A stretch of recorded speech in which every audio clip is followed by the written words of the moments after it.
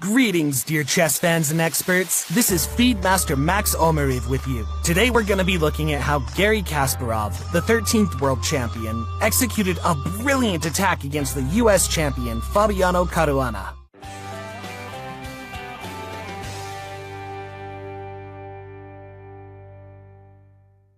This game was played in 2016 at the Ultimate Blitz Challenge Tournament, where Garry Kasparov fought against the best chess players in the United States. Fabiano Caruana opens with knight f3, knight f6.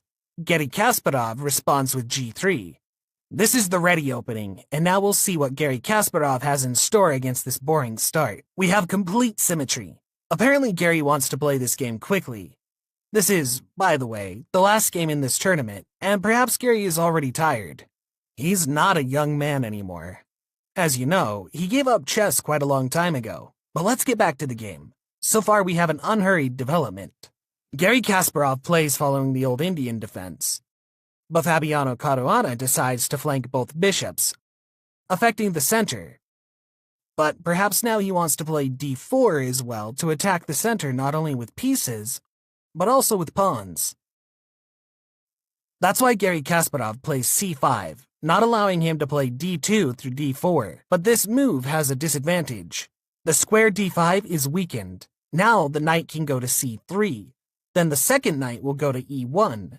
But in general, white can occupy the square d5. But nope, Caruana chooses another plan. He wants to play d4 anyway, so he plays e3. Kasparov plays knight c6, adds a blow on the d4 field, but also develops a knight. And now Fabiano Caruana has a crucial choice. He develops the knight on c3 for now. Bishop f5. Now Garry Kasparov already wants to play bishop d3 in some variants, so we need to react somehow. Now is the right time to play d4, because then it might be too late. Because black can really block this field, play bishop d3, then e4, and put a mechanical block this way. That's why Caruana plays d4. He does everything correctly. e4, an instant response followed. But this move is not improvisation. Garry Kasparov remembers everything. He had the same possession in the 80s against the chess player Simon Webb, who was an international master. Garry Kasparov has a phenomenal memory. He remembers practically all his games from his childhood and even his simultaneous exhibitions. So the guy's memory is truly genius. And this is the position he had on the board. Only there, Simon Webb chose knight g5 continuation.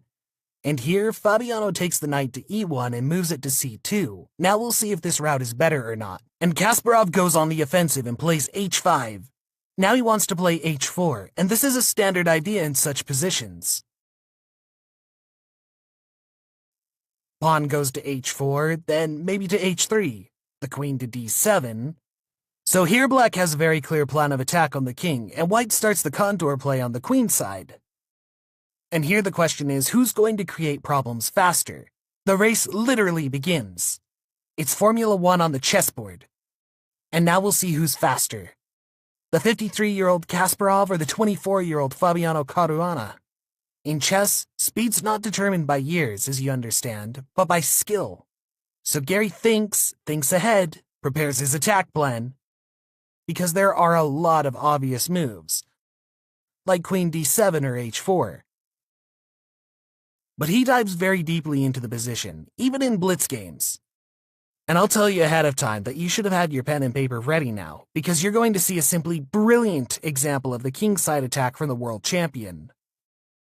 Lessons from the champion are doubly valuable. So learn why Garry Kasparov is going to show you. Kasparov thinks. He plays h4. This is a standard advance in such positions. He can even play h3 on occasion to lock the white bishop, but he will have to go to the h1 field. But there's also the idea to play hg to weaken the cover of the white king. So it's reasonable to hold down the pawn on h4 for now, to keep maneuverability. But Fabiano hesitates because he doesn't know how to stop this avalanche-like attack. He should have played h3 with the idea of g4. After hg, he plays fg, and the f-file hides. And if black plays, say, queen d7, we can play g4 without fear of bishop sacrifice, because here we have the move f3, and as a result, white repulses, even saving an extra piece. So the move h3 allowed him to hold the position, but the bishop a3 is played by Fabiano Caruana and Kasparov is a bit confused. But he attacks the pawn c5 and wants to play b4, so there are two ideas for this move. So far b6 is played by Kasparov. He protected a pawn out of harm's way, but could not even do that. But just in case, especially in blitz, it's useful to protect a pawn, not to miscalculate. But Caruana thinks about how to develop a counterplay here. If he plays b4, then what?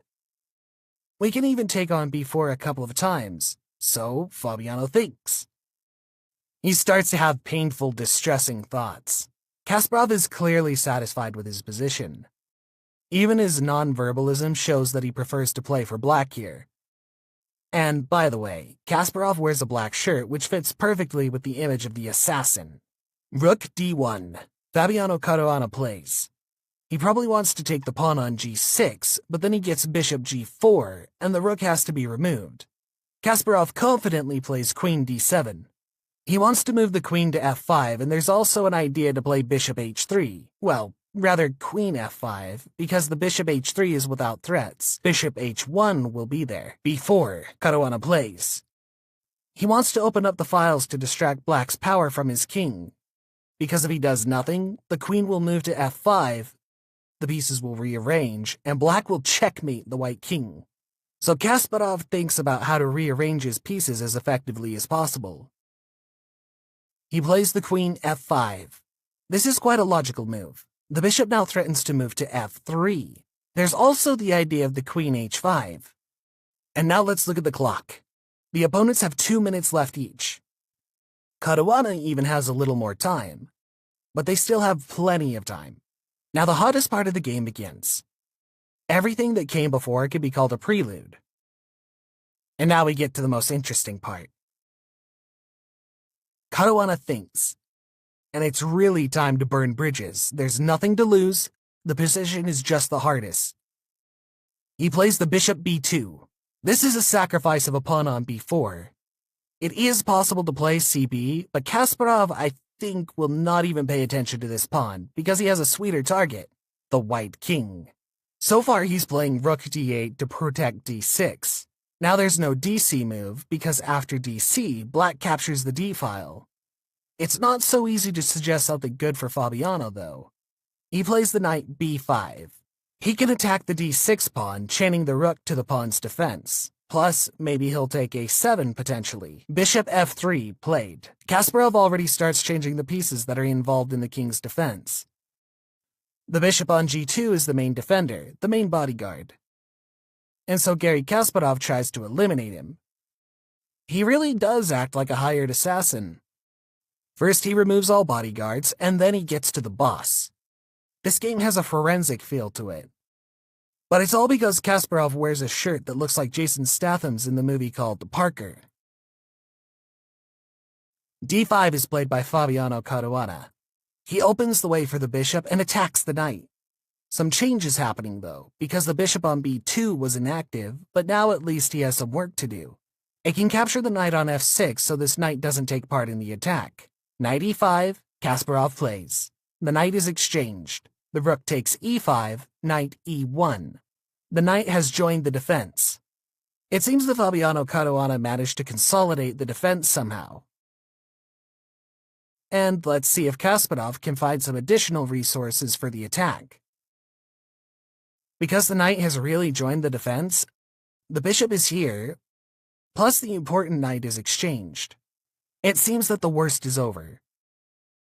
But really, this is just me cheering up Fabiano Caruana fans, because Garry Kasparov is ruthless. He plays hg.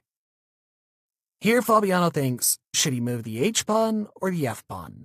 If he goes for the h-pawn, then he can just drive in on the h-file, play queen h5, then knight g4. That's why he plays fg, so that the king has the f2 square to escape. The queen can also go to f2. Also, the pawn can go to h3. Bishop h6 is played by Kasparov. He attacked the e3 pawn just in case. Fabiano plays rook b1, king g7. He just wants to put the rook on the h-file, play rook h8, and mate on the h-file. That is, Kasparov connects all the pieces to the attack. Caruana plays rook b3. And it turns out that rook h8 cannot be played, because the pawn hangs on d6. So Kasparov thinks about how to activate his rook. He can't move the rook to h8 right away, so he has to look for some other ways to strengthen the position, and he doesn't have much time. Kasparov has only 40 seconds left. He plays queen h5. He wants to play the knight g4 and attack the pawn h2. Also, the pawn on e3 will be in danger.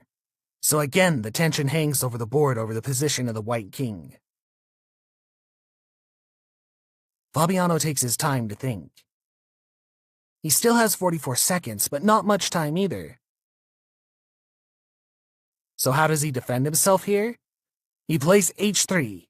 He wants to play g4, which is the idea we talked about earlier. He wants to push the enemy out of his territory, to push the entire black army into their camp. Kasparov plays knight h7. He wants to connect the knight on g5 to put pressure on the pawn h3, plus the knight can jump on f3. How to defend against this plan? He plays g4. Drives the enemy away, but Kasparov doesn't run but takes the fight, sacrifices the bishop for 2 pawns.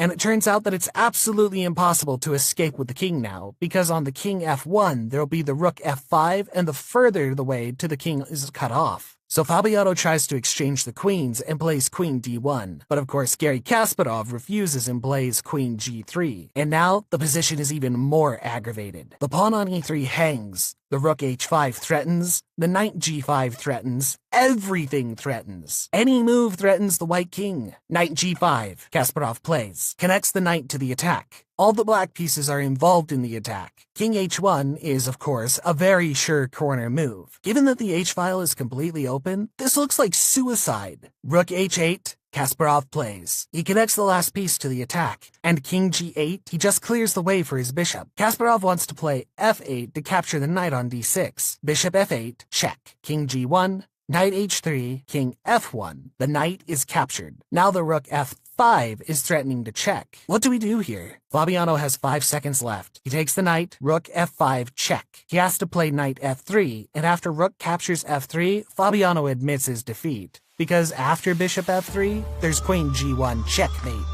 That was a brilliant game from the 13th world champion. He showed us the right way to attack. Friends, I hope you enjoyed this phenomenal attack from Garry Kasparov, so press the like button if you did. I also recommend that you subscribe to the channel and click on the bell notification, so you won't miss the next cool chess videos that we release regularly for you.